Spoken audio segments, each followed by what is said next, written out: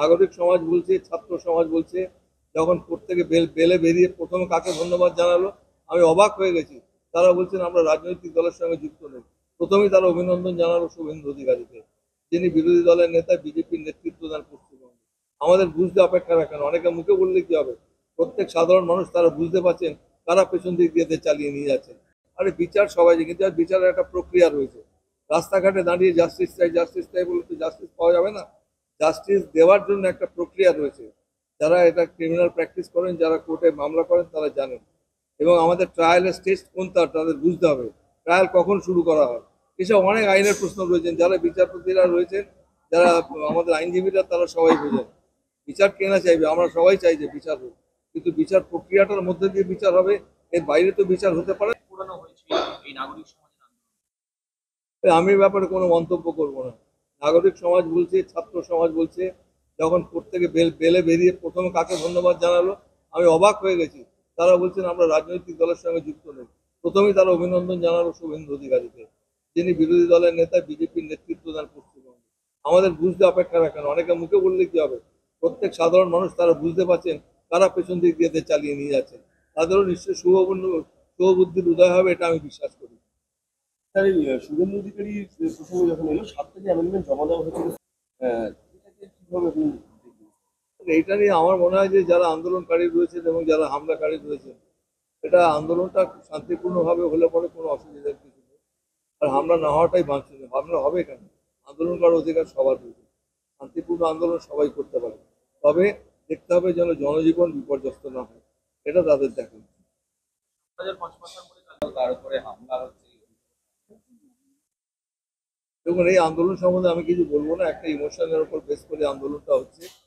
সবার যে যার কাজে চুপ ফিরে গেলে পরেই ভালো হয়। আমি সবাইকে আপনাদের মাধ্যমে, সব যারা ডাক্তারবাবুরা রয়েছেন, জুনিয়র ডাক্তার, সবাইকে অনুরোধ করবো আপনারা কাজে ফিরে যান। মানুষ যারা হচ্ছে দুর্গত মানুষ, তাদের আপনারা নিশ্চয়ই যে সমস্ত পরিষেবা দেওয়ার দরকার, সে পরিষেবা দেবেন। যেটা এতদিন হয়ে আসছিল, সেটা আবার স্বাভাবিক ছন্দে ফিরে আসবে। এটা হলে পরেই ভালো হবে। স্যার, সুপ্রিম কোর্টের নির্দেশের পরেও পুরানো হয়েছিল এই নাগরিক সমাজের আন্দোলন। আমি ব্যাপারে কোনো মন্তব্য করব না।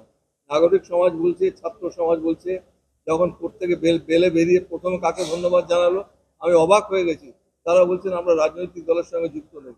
প্রথমেই তারা অভিনন্দন জানালো শুভেন্দু অধিকারীকে, যিনি বিরোধী দলের নেতা, বিজেপির নেতৃত্ব দেন পশ্চিমবঙ্গে। আমাদের বুঝতে অপেক্ষা রাখেন, অনেকে মুখে বললে কি হবে, প্রত্যেক সাধারণ মানুষ তারা বুঝতে পারছেন কারা পেছন দিক দিয়ে চালিয়ে নিয়ে যাচ্ছেন। তাদেরও নিশ্চয়ই শুভবুদ্ধির উদয় হবে, এটা আমি বিশ্বাস করি। স্যার, এই শুভেন্দু অধিকারী প্রসঙ্গে যখন এলো, 7টা যে অ্যামেন্ডমেন্ট জমা দেওয়া হয়েছিল, স্যার, এটা সর্বসম্মতি করে পাস করা হয়েছে। বিরোধী দলে যারা ছিলেন তারাও এটাকে সম্মতি দিয়েছে। আমার মনে হয় রাজ্যপাল নিশ্চয়ই সম্মতি দেবেন। বর্তমান প্রেক্ষাপটে, পরিস্থিতিতে আমার মনে হয় তিনি এটা বিবেচনা করবেন, সেটাই প্রত্যাশিত। স্যার, এই আন্দোলন যেটা ঘটছে, কালকে দেখা গিয়েছে, সেটা দেখা যাচ্ছে যে এই প্রধানমন্ত্রী এবং স্বরাষ্ট্রমন্ত্রী কেন্দ্রীয়, তাদের কাছেও একটা কপি করে পাঠানো হয়েছে। এই নজিরবিহীন সিদ্ধান্ত। দেখুন, সবাই বলছে যে ফাঁসি দিতে হবে দর্শকদের, কিন্তু ফাঁসির কোনো সাজা ছিল না। আমি ধন্যবাদ জানাবো মাননীয় মুখ্যমন্ত্রীকে, রাজ্য সরকারকে, এই বিলটা অ্যামেন্ড করে যে দাবি করে আসছে আমাদের এখানকার যে সমস্ত ছাত্ররা, ছাত্রছাত্রীরা, এই ঘটনার পরিপ্রেক্ষিতে খুব সঠিক সময়ে এই বিলটা পশ্চিমবঙ্গ বিধানসভায় আনা হয়েছে। এবং এটা আমার মনে হয় আমাদের পশ্চিমবঙ্গের বিভিন্ন রাজ্যে এটাকে অনুসরণ করা উচিত। কেন্দ্রেরও উচিত যে আইন পরিবর্তন করে ফাঁসির সাজা সেখানে আনা উচিত, অ্যামেন্ডমেন্ট করে আইনটা। কেন্দ্র আগে করলে পরে রাজ্য সরকারকে করতে হতো না। যারা একদিকে বলছেন যে ফাঁসি চাই ফাঁসি চাই, আবার কিছু কিছু লোক বলছে এর প্রপার্টি কি আছে, লিগাল প্রপার্টি। দুরকম তো হতে পারে না। ফাঁসি চাইলে পরে ফাঁসির জন্য বিধান করতে হবে। রাজ্য সরকার করে দেখিয়ে দিয়েছে। আমি তো বলবো রাজ্য সরকারের এই যে পশ্চিমবঙ্গ সরকারের এই যে মানসিক দৃঢ়তা, এটা অনুকরণযোগ্য। অন্যান্য রাজ্যে যারা রয়েছেন তাদের এটা অনুসরণ করবে। নাগরিকদের গৃহীত করা, গ্রহণ করা, গ্রহণ না করা, এটা রাজ্য সরকারের ব্যাপার। যে অ্যামেন্ডমেন্টগুলো এনেছেন সেটা নিয়ে আলোচনা হয়েছে। আলোচনা হওয়ার পরিপ্রেক্ষিতে এটার যদি বিধান ইতিমধ্যে থেকে থাকে, সেই বিধান থাকতে পারে অ্যামেন্ডমেন্টগুলো গ্রহণ করা যায় না। অ্যামেন্ডমেন্ট দিলেই যে গ্রহণ করতে হবে তার তো কোনো মানে নেই। দিলে যদি ইতিমধ্যে সেই প্রভিশনসগুলো থাকে, তাহলে নতুন করে অ্যামেন্ড করার কি মানে আছে? লাস্ট একটা প্রশ্ন করুন। স্যার, আপনি তো জাস্টিস চান, যাবে সবাই তো। আরে বিচার সবাই, কিন্তু আর বিচারের একটা প্রক্রিয়া রয়েছে। রাস্তাঘাটে দাঁড়িয়ে জাস্টিস চাই বলে তো জাস্টিস পাওয়া যাবে না। জাস্টিস দেওয়ার জন্য একটা প্রক্রিয়া রয়েছে। যারা এটা ক্রিমিনাল প্র্যাকটিস করেন, যারা কোর্টে মামলা করেন, তারা জানেন। এবং আমাদের ট্রায়ালের স্টেজ কোনটা তাদের বুঝতে হবে, ট্রায়াল কখন শুরু করা হয়, এসব অনেক আইনের প্রশ্ন রয়েছেন। যারা বিচারপতিরা রয়েছেন, যারা আমাদের আইনজীবীরা, তারা সবাই বোঝেন। বিচার কে না চাইবে, আমরা সবাই চাই যে বিচার হোক, কিন্তু বিচার প্রক্রিয়াটার মধ্যে দিয়ে বিচার হবে, এর বাইরে তো বিচার হতে পারে না। এতে এমন নয় যে রাস্তাঘাটে দাঁড়িয়ে গুলি করে দিয়ে মেরে দেওয়া হলো। এই বিচার তো আমরা চাই না। আমরা চাই বিচার প্রক্রিয়ার মাধ্যমে। পুরানো হয়েছে এই নাগরিক সমাজের আন্দোলন। আমি এ ব্যাপারে কোনো মন্তব্য করব না। নাগরিক সমাজ বলছে, ছাত্র সমাজ বলছে, যখন কোর্ট থেকে বেলে বেরিয়ে প্রথমে কাকে ধন্যবাদ জানালো, আমি অবাক হয়ে গেছি। তারা বলছেন আমরা রাজনৈতিক দলের সঙ্গে যুক্ত নেই। প্রথমেই তারা অভিনন্দন জানালো শুভেন্দু অধিকারীকে, যিনি বিরোধী দলের নেতা, বিজেপির নেতৃত্ব দেন পশ্চিমবঙ্গে। আমাদের বুঝতে অপেক্ষা রাখেন, অনেকে মুখে বললে কি হবে, প্রত্যেক সাধারণ মানুষ তারা বুঝতে পারছেন কারা পেছন দিক দিয়ে চালিয়ে নিয়ে যাচ্ছেন। তাদেরও নিশ্চয়ই শুভবুদ্ধির উদয় হবে, এটা আমি বিশ্বাস করি। স্যার, এই শুভেন্দু অধিকারী প্রসঙ্গে যখন এলো 7টা যে অ্যামেন্ডমেন্ট জমা দেওয়া হয়েছিল, এটাকে কিভাবে আপনি দেখবেন? এইটা নিয়ে আমার মনে হয় যে যারা আন্দোলনকারী রয়েছেন এবং যারা হামলাকারী রয়েছেন, এটা আন্দোলনটা শান্তিপূর্ণভাবে হলে পরে কোনো অসুবিধার কিছু নেই। আর হামলা না হওয়াটাই বাঞ্ছনীয়। হামলা হবে কেন? আন্দোলন করার অধিকার সবার রয়েছে, শান্তিপূর্ণ আন্দোলন সবাই করতে পারে। তবে দেখতে হবে যেন জনজীবন বিপর্যস্ত না হয়, এটা তাদের দেখা। 2055 সাল পরে তার উপরে হামলা হচ্ছে।